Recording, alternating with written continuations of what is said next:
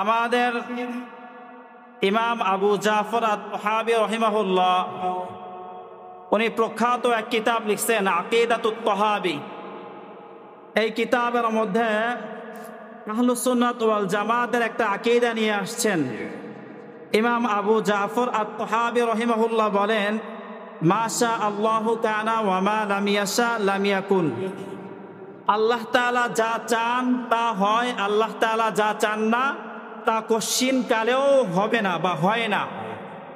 তো আব্দুল মাজেদ দরিয়াবাদী রহিমাহুল্লাহ উনি একজন গবেষক, লেখক, ইসলামী চিন্তাবিদ, মুফাসসির, মুহাদ্দিস। ওনাকে আপনি যেই লকবে সম্বোধন করেন না কেন করতে পারবেন। উনি ভারতের এক সম্ভ্রান্ত মুসলিম পরিবারে জন্মগ্রহণ করছে। জন্মগ্রহণের পরে ইসলামী শিক্ষায় শিক্ষিত হয়েছে। এরপরে কিছুদিন উনি কোনো এক ইংরেজ প্রাচ্যবিদের থেকে কোনো একটা বই পড়ছেন। বই পড়ার পরে উনি শিক্ষা দীক্ষায় অনেক জ্ঞান হাসিলের পরে মহাপণ্ডিত হয়ে যাওয়ার পরে হঠাৎ করে নাস্তিক হয়ে যান। এই আব্দুল মাজিদ দারিয়াবাদী রহিমাহুল্লাহ নাস্তিক ছিলেন দীর্ঘ 9 বছর।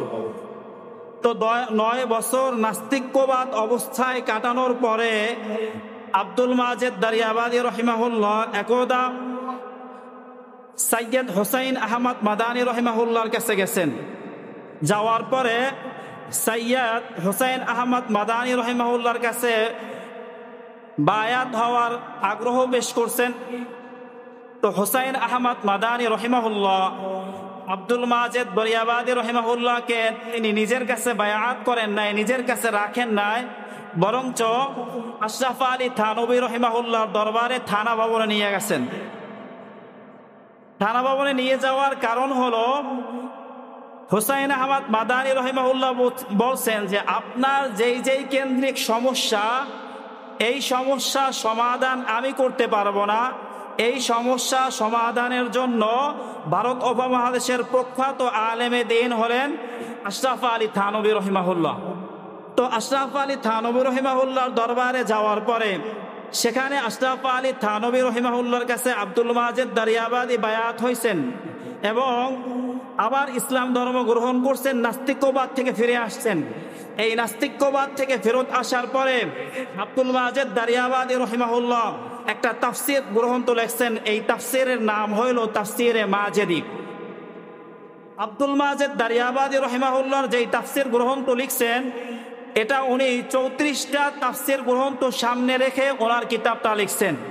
এর মধ্যে ইবনে আব্বাস রহিমাহুল্লাহর তাফসীরে আব্বাসী থেকে শুরু করে তাফসীরে ফাতহুল কাদির, তাফসীরে নাসাফি, তাফসীরে বাইজাবি, আল ইতকান ইলা উলুমিল কুরআন, তাফসীরে জালালাইন সহ আল্লামা জালালউদ্দিন সৈয়দী রহিমাহুল্লাহর তাফসীরের ব্যাপারে যেই উসুল ছিল, এমনকি আশরাফ আলী থানবী রহিমাহুল্লাহর তাফসীরে বায়ানুল কুরআন থেকেও তিনি উপকৃত হয়েছেন।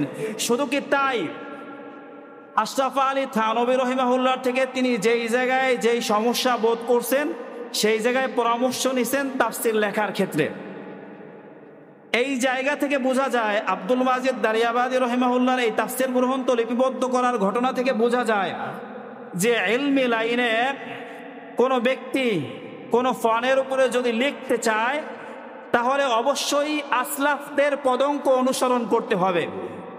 আসলাফদের পদঙ্ক অনুসরণ করা ব্যতীত যদি কোনো কিতাব লেখা হয়, যদি কোনো তাফসীর লেখা হয়, তাহলে সেটা গ্রহণযোগ্য হবে না।